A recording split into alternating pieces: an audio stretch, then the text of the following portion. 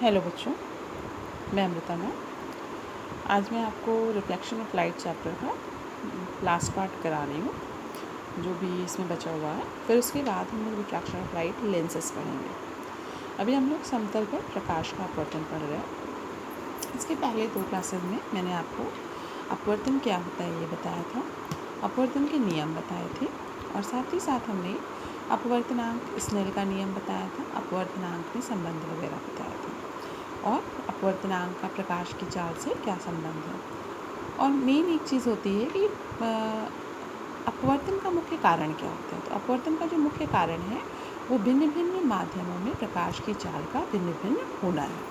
तो एक काम हम लोग यहाँ कर लेते हैं। आज तो हम लोग पढ़ेंगे 2 माध्यमों के अपवर्तनांकों में संबंध, 3 माध्यमों के अपवर्तनांकों में संबंध, क्रांतिक कोण क्रिटिकल एंगल, क्रांतिक कोण और अपवर्तनांक में संबंध, पूर्ण आंतरिक परावर्तन reflection of total internal of reflection, और पूर्ण आंतरिक परावर्तन पर आधारित कुछ उदाहरण आपको हम बताएंगे।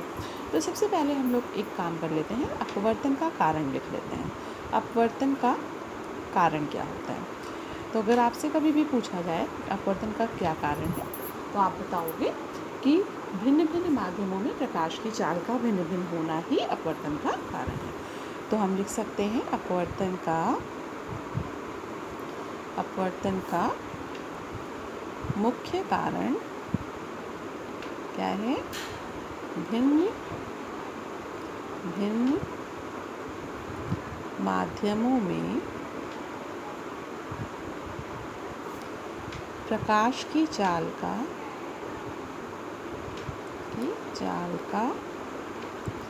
भिन्न भिन्न होना है। जैसा कि आप जानते हैं कि अलग अलग माध्यमों में प्रकाश की चाल भिन्न भिन्न होती है। इसी वजह से जो किरण होती है जब एक माध्यम से दूसरे माध्यम में प्रवेश करती है तो अपने मूल मार्ग से विचलित हो जाती है, और जब मुख्य मूल मार्ग से विचलित हो रही है तो वही आपका क्या है, एक्चुअल में अपवर्तन है। इस सघन माध्यम में हमने बताया था कि प्रकाश की चाल क्या होती है, कम होती है।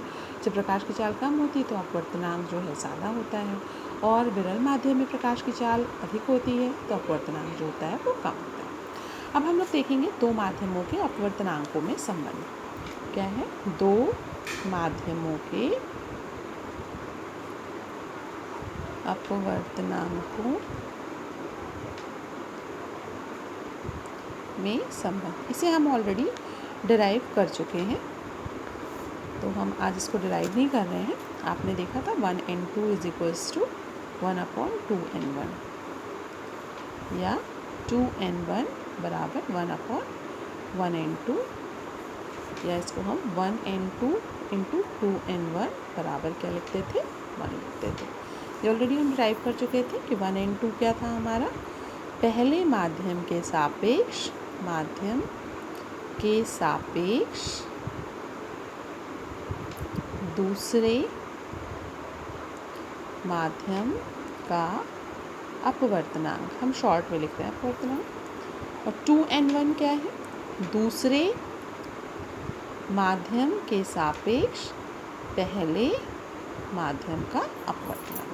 इसी पर आधारित हमने आपको ANW इंटू WNA बराबर 1 बताया था, ANG इंटू GNA बराबर 1 बताया था, WNG इंटू GNW बराबर 1 बताया था। जहाँ पे A for air, W for water and G for glass है, तो ANW क्या हो गया, वायु के सापेक्ष जल का अपवर्तनांक, WNA क्या हो गया, जल के सापेक्ष वायु का अपवर्तनांक, वायु के सापेक्ष कांच का अपवर्तनांक, कांच के सापेक्ष वायु का अपवर्तनांक, जल के सापेक्ष कांच का अपवर्तनांक, कांच के सापेक्ष जल का अपवर्तनांक। ये ऑलरेडी हम आपको बता चुके हैं, इसको रिवर्स करके भी हम लोग लिख सकते हैं। अब आज हमें करना है 3 माध्यमों के अपवर्तनांकों में संबंध। क्या करना है, 3 माध्यमों के अपवर्तनांकों में संबंध निकालेंगे हम लोग। तो यहाँ पे आप देखिए 3 माध्यम हम लोग कंसिडर करेंगे। तो सपोज़ ये हो गया मीडियम 1 यानी माध्यम 1 हो गया, ये हो गया मीडियम 2 माध्यम 2, और ये हो गया मीडियम 3 यानी माध्यम 3, और ये वापस से मीडियम 1 हो गया। अब मान लीजिए कोई प्रकाश किरण माध्यम 1 से आती है, ये आपतित हुई।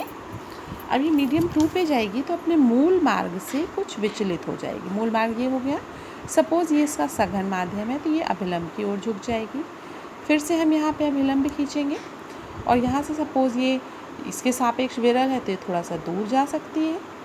फिर यहाँ से हमने अभिलंब खींचा तीसरे वाले पे, अब चूँकि पहले माध्यम पे जा रही तो इसी के समांतर आ जाएगी, तो ये जो प्रकाश किरण होगी ये इसके समांतर। अगर इसको हम इसके मूल मार्ग को बढ़ाएंगे तो ये दोनों किरणें एक दूसरे के क्या रहेंगी, समांतर रहेंगी। तो पहले माध्यम में आपतन कोण सपोज आई हो गया तो ये हम इसको आर ले सकते हैं। अब देखिए ये आर है तो ये भी आर होगा, एकांतर कोण है। और इसको हम लोग क्या ले सकते हैं, एस ले सकते हैं। सपोज़ ये एस हो गया तो इसको वापस से ये पहले माध्यम में, इसलिए पहले माध्यम में क्या था, आई था। अब हम लोग यहाँ पे क्या करेंगे, मीडियम 1 2 3 है ना, तो अब हम लोग इसको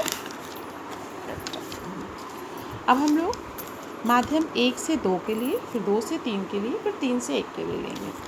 तो फॉर मीडियम 1 2 मीडियम 2, पहले माध्यम से दूसरे माध्यम में अगर प्रकाश किरण जा रही है तब क्या होगा, देखिए आपतन कोण आई है, अपवर्तन कोण आर है, पहले माध्यम के सापेक्ष दूसरे माध्यम का अपवर्तनांक हम लोग लगाएंगे 1n2 बराबर स्नेल के नियम से साइन आई अपॉन साइन आर, ये लिख सकते हैं। समीकरण 1 हो गया। अब फॉर मीडियम 2 टू मीडियम 3, अब दूसरे से जब तीसरे में जाएगी तो दूसरे में आपतन कोण आर और अपवर्तन कोण एस है, और दूसरे के सापेक्ष तीसरे का अपवर्तनांक हम लोग लेंगे 2n3 बराबर sine are upon sine s, ये समीकरण 2 हो गया। फिर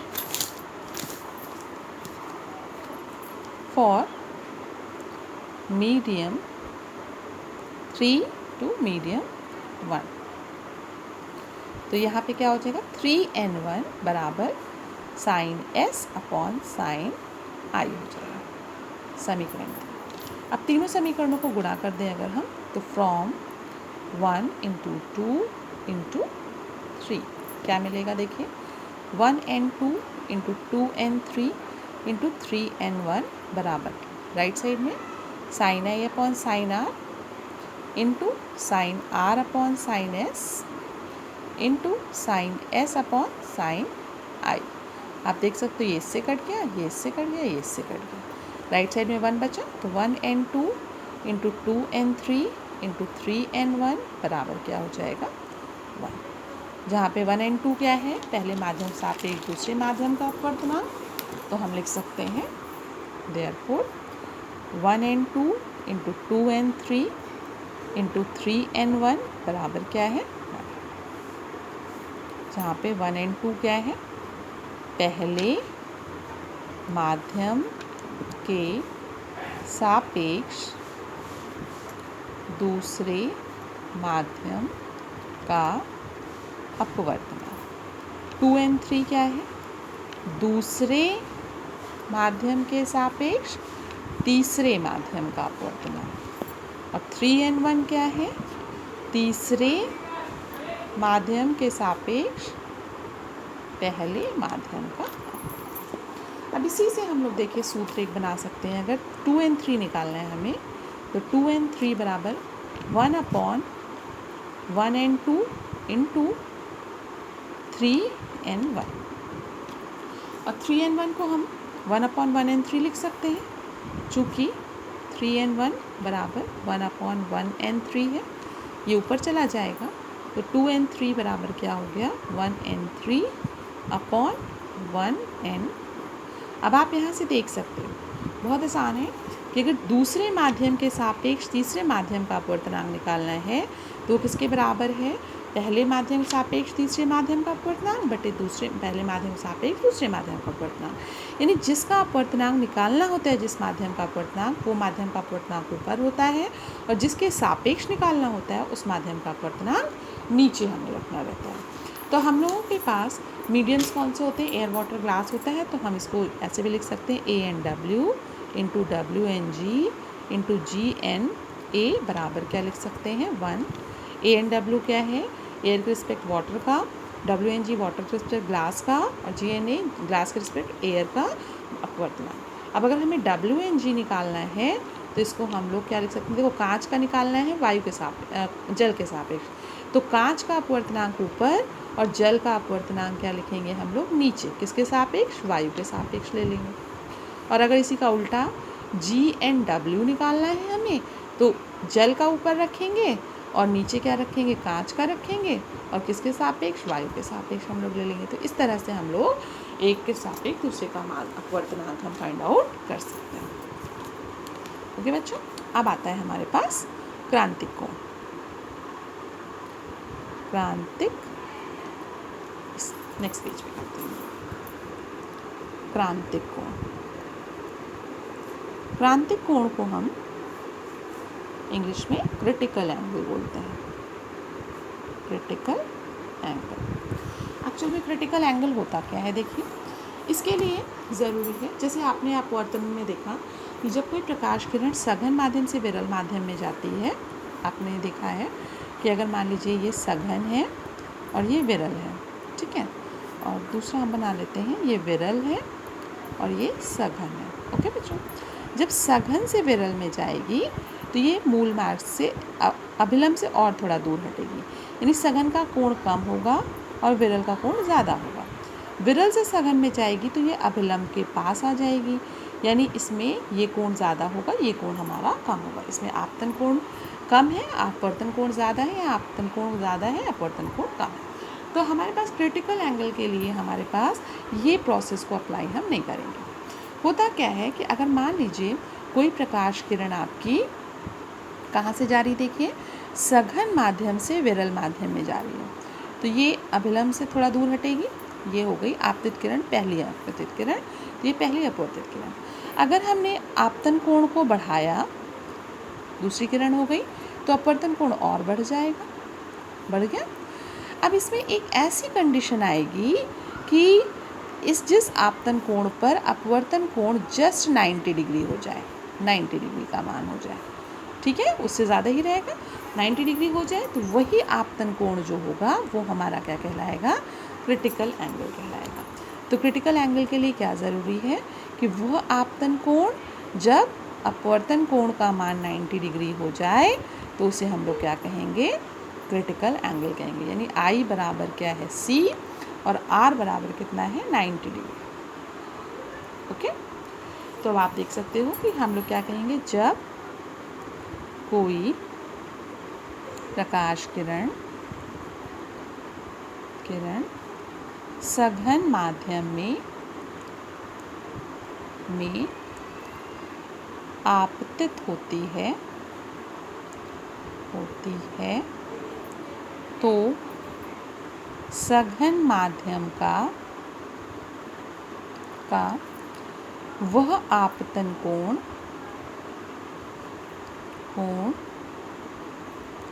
जिसके सापेक्ष विरल माध्यम में अपवर्तन कोण का मान 90 डिग्री होता है, क्रांतिक कोण कहलाता। यानी सघन माध्यम का आपतन कोण, वह आपतन कोण जिसके लिए संगत अपवर्तन कोण का मान कितना हो, 90 डिग्री होगा, वो क्या कहलाएगा, आपका क्रांतिक कोण कहलाएगा। ये है आपकी क्रांतिक कोण की परिभाषा। अब आप देखिए, पहला माध्यम तो यही है, दूसरा माध्यम ये है सघन माध्यम है, सघन, और ये है विरल। विरल को हम लोग रेयरर बोलते हैं और इसको डेंसर बोलते हैं। तो 1 and 2 बराबर क्या हो जाएगा, sine C upon sine 90, Snell के नियम से I अपॉन R, I का मान कितना है, C है और 90 डिग्री है, तो साइन 90 का मान कितना होता है, साइन 90 बराबर होता है 90 डिग्री बराबर 1 होता है, इसलिए 1 and 2 बराबर क्या हो जाएगा, साइन C। बट यहाँ पे पहला माध्यम जो है वो डेंसर है और दूसरा माध्यम जो है वो रेयरर है। यानी विरल है। तो हम लोग DNR बराबर साइन C लिखेंगे। पर जनरली जब कभी भी कोई भी अपवर्तनांक दिया जाता है तो वो वायु के सापेक्ष दिया जाता है, यानी विरल के सापेक्ष। तो DNR को हम पहले लिख सकते हैं सघन के सापेक्ष, सघन माध्यम के सापेक्ष विरल माध्यम का अपवर्तनांक। पर जनरली क्या दिया जाता है कि विरल के सापेक्ष सघन का क्वेश्चन वगैरह में दिया जाता है, इस वजह से हम लोग क्या लिखेंगे, चूँकि RND बराबर 1/DNR, तो क्या हो जाएगा RND बराबर 1/sin C, जिसे हम लोग कॉसेक ट्रिग्नोमेट्री वाला कॉसेक C भी लिख सकते हैं। ठीक है बच्चों, जहाँ RND क्या है, विरल, R फॉर रेयर, विरल माध्यम के सापेक्ष सघन माध्यम का अपवर्तनांक, और C क्या है हमारा, क्रांतिक कोण। ओके बच्चों, अब आप देखिए इसमें थोड़ा सा साइन की वैल्यूज़ आपको याद करनी पड़ेगी। Sine 0 degree is equals to 0 होता है, sine 30 degree is equals to 1/2 होता है, sine 45 degree is equals to 1/√2 होता है, sine 60 degree is equals to √3/2 होता है, और sine 90 degree is equals to 1 होता है। और कॉसेक जस्ट इसी का उल्टा होता है। कॉसेक 0 डिग्री इन्फिनिटी अनंत होता है, कॉसेक 30 डिग्री जो होता है वो √2 होता है, कॉसेक 45 डिग्री जो होता है वो √2 होता है, कॉसेक 60 डिग्री जो होता है वो 2/√3 होता है, और कॉसेक 90 डिग्री जो होता है वो 1 होता है। अब बच्चों हम लोग आज करेंगे पूर्ण आंतरिक परावर्तन। पूर्ण आंतरिक परावर्तन, देखिए चैप्टर हम अपवर्तन पढ़ रहे हैं बट यहाँ पर भी परावर्तन आ गया। एक्चुअली होता क्या है, जब परावर्तन आपने दर्पण से देखा था कि परावर्तन होता है, तो जब हम दर्पण से परावर्तन करते हैं तो उसमें ज़रूरी नहीं है कि पूरा पार्ट जो है वो परावर्तित हो रहा हो, उसका कुछ पार्ट जो है वो अपवर्तित भी हो सकता है, पारगमित भी हो सकता है। अब यहाँ पे हम देखेंगे क्या परावर्तन पूरा हो जा रहा है।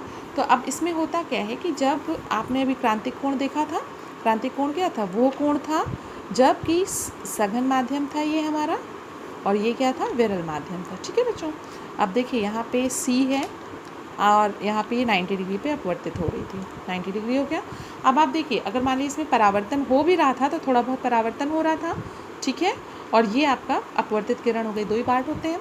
अब अगर मान लीजिए हमने क्रांतिक कोण से थोड़ा सा भी मान बढ़ाया आपतन कोण का, तो अब ये प्रकाश अपवर्तन कोण का मान भी बढ़ जाएगा, 90 डिग्री से बढ़ेगा, तो ये क्या हो जाएगा, पहले ही माध्यम में प्रकाश किरण वापस आ जाएगी। और जब पहले ही माध्यम में टकरा के वापस आने की घटना क्या कहलाती है, परावर्तन कहलाती है, और पूरी की पूरी किरण जो है परावर्तित हो रही, इस वजह से इसको हम लोग क्या कहते हैं, पूर्ण आंतरिक परावर्तन, टोटल इंटरनल रिफ्लेक्शन। टोटल मतलब पूरी किरण, आंतरिक मतलब उसी माध्यम में, और परावर्तित हो रही है। तो हम लोग क्या कहेंगे, इसकी परिभाषा क्या लिखेंगे कि जब कोई प्रकाश किरण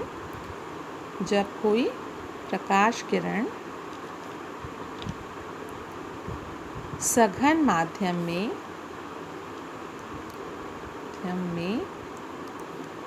आपतित होती है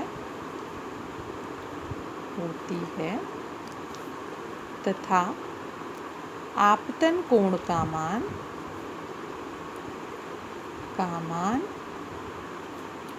क्रांतिक कोण से बढ़ाया जाए तो प्रकाश किरण पहले माध्यम में पूर्ण रूप से परावर्तित हो जाती है। इस घटना को पूर्ण आंतरिक परावर्तन कहते हैं। कि जब आपतन कोण का मान जो है वो क्रांति कोण से बड़ा होना चाहिए और साथ ही साथ क्या होना चाहिए कि वो सघन माध्यम में आपतित होनी चाहिए, तो वो पूरी तरह से अपने ही माध्यम में वो परावर्तित हो जाएगी, तो उसे हम लोग क्या कहेंगे, पूर्ण आंतरिक परावर्तन कहेंगे। बच्चों इसकी 2 शर्तें होती हैं, तो मुख्य शर्तें क्या हैं, इसको बहुत अच्छे से याद कीजिएगा अगर पूछा जाता है पूर्ण आंतरिक परावर्तन की शर्तें। तो नंबर 1, प्रकाश किरण सघन माध्यम में आपतित होनी चाहिए। पहली कंडीशन। अगर ये विरल माध्यम में आपतित होगी तो कभी भी पूर्ण आंतरिक परावर्तन नहीं होगा, क्योंकि उसमें कोण घटता है, बढ़ता नहीं है। दूसरी कंडीशन क्या है कि आपतन कोण का मान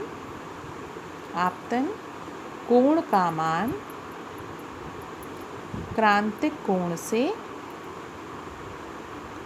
से बड़ा होना चाहिए। अगर आपतन कोण का मान क्रांतिक कोण से बड़ा नहीं हुआ तो भी ये पॉसिबल नहीं है। तो इसलिए इसके लिए ज़रूरी क्या है कि पहली चीज़ कि प्रकाश किरण जो है सघन माध्यम में आपतित होनी चाहिए, और दूसरी चीज़ कि आपतन कोण का मान सदैव क्रांतिक कोण से बड़ा होना चाहिए, तभी जो है पूर्ण आंतरिक परावर्तन होगा। अब इस पर आधारित कुछ एग्जाम्पल्स हैं बच्चों, वो मैं आपको बताती हूँ, उसको आप लोग पढ़ लीजिएगा कि पूर्ण आंतरिक परावर्तन पर आधारित क्या क्या उदाहरण होते हैं। जैसे आप देख सकते हो, कांच में पड़ी दरार का चमकना। कभी भी कांच अगर चटक जाती है तो उसमें एक दरार जैसी पड़ती है, और जब लाइट उसमें पड़ती है तो बहुत तेज़ चमकती है, तो ये पूर्ण आंतरिक परावर्तन के कारण होता है। हीरे का चमकदार दिखाई देना, हीरा जो है उसमें बहुत सारी कटिंग्स होती हैं और वो हमें चमकदार दिखाई देता है, वो भी पूर्ण आंतरिक परावर्तन के कारण होता है। फिर जल में परख नली का चमकीला दिखाई देना। अगर कोई भी कांच की परख नली लीजिए, टेस्ट ट्यूब लीजिए और पानी में रखिए तो आपको शाइन करती हुई दिखाई देगी। पेपर वेट वगैरह आपने देखे हैं, उसमें आप अंदर वायु के बुलबुले रहते हैं, वो चमकते हुए दिखाई देते हैं, वो भी क्या है आपका इसी के कारण होता है, पूर्ण आंतरिक परावर्तन के कारण। और रेगिस्तान में मरीचिका क्या होता है कि जैसे आप कहीं गाड़ी से अगर जा रहे हो तो रास्ते में आपको क्या दिखाई देता है कि धूप अगर है और कहीं पे पेड़ों की छाया आपको दिखाई दे रही है, तो आपको लगेगा कि उस छाया की जगह आपको लगेगा ज़मीन पे पानी पड़ा हुआ है, पर थोड़ी दूर जाओगे तो पानी ख़त्म हो जाता है, तो वो मरीचिका कहलाती है। तो वही चीज़ आपकी रेगिस्तान में भी होती है कि रेगिस्तान में जैसे आपका पेड़ वगैरह है और बहुत दूर से अगर हम देख रहे हैं तो उसकी छाया में आपको जैसे लगेगा कि वहाँ पे पानी है, तो वास्तव में वो पानी होता नहीं है, तो इसे हम लोग क्या कहते हैं, मरीचिका कहते हैं। ये भी पूर्ण आंतरिक परावर्तन के कारण होती है। और ठंडे प्रदेशों में भी क्या होता है, मरीचिका हमें दिखाई देती है, पानी का जहाँ पूरा ऊपर जम जाता है पानी, तो उसके ऊपर हमें पानी की बूंदें दिखाई देती हैं, तो हमें लगता है कि वहाँ पे, तो ये ठंडे प्रदेशों में भी मरीचिका का एक उदाहरण है। ये सब एग्जाम्पल्स आपके किस पर बेस्ड हैं, पूर्ण आंतरिक परावर्तन पर बेस्ड है। तो बच्चों ये आप अच्छे से पढ़ लीजिएगा। इसके बाद मैं आपको स्क्रीनशॉट भेजूँगी, उसको पढ़िएगा, फिर नेक्स्ट क्लास में मैं आपको इसके न्यूमेरिकल्स और क्वेश्चंस वगैरह बताऊँगी। ओके बच्चों, thank you, have a nice day.